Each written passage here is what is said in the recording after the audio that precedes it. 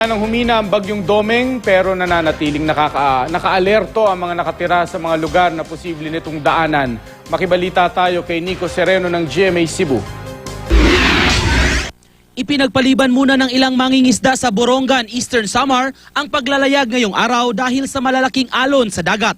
Sa ngayon, maaliwalas pa naman ang panahon sa lugar pero mabuti na raw ang handa. Yung maliliit, hindi. Yung kagaya nitong kanter na sira, pwede pa. Pero pag ano na, yung malalakas ng alon, umuwi na. Tsaka yung ganito, pwede pa yan. Natatakot din. Pag nakapasok na sa bansa natin ang bagyo, magtatago na kami. Saan pa yung tatago? Sa may Point Mary po. Ang mga taga-Tacloban City, Leyte, handa nang lumikas anumang oras, partikular ang mga nakatira malapit sa dagat.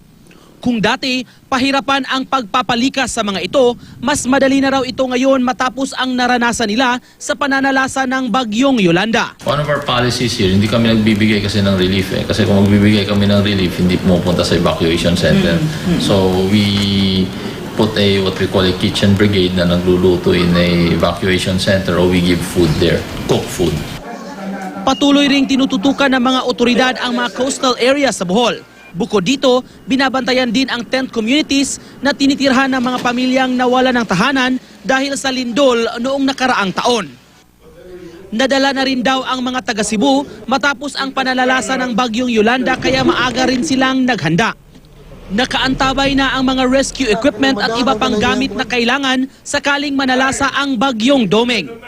24 oras din ang pagmomonitor ng iba't ibang ahensya ng gobyerno sa lalawigan naman ng Surigao del Norte. Handa na rin ang relief goods na ipapamahagi kung sakali. Pinapayuhan ang mga maliliit na mangingisda na iwasan na muna ang pagpalaot para makaiwas sa sakuna. Puspusan din ang paghahanda ng mga taga-Hinatuan, Surigao del Sur. Naka-standby na ang sasakyan at mga gamit sa pag-rescue. Sa ngayon, humina na ang bagyong Domeng. Kaya kahit papano, humupa na ang pangamba ng storm surge sa ilang lugar pero mas mabuti nang maging alerto. Nico Sereno, Nagbabalita, Pilipinas.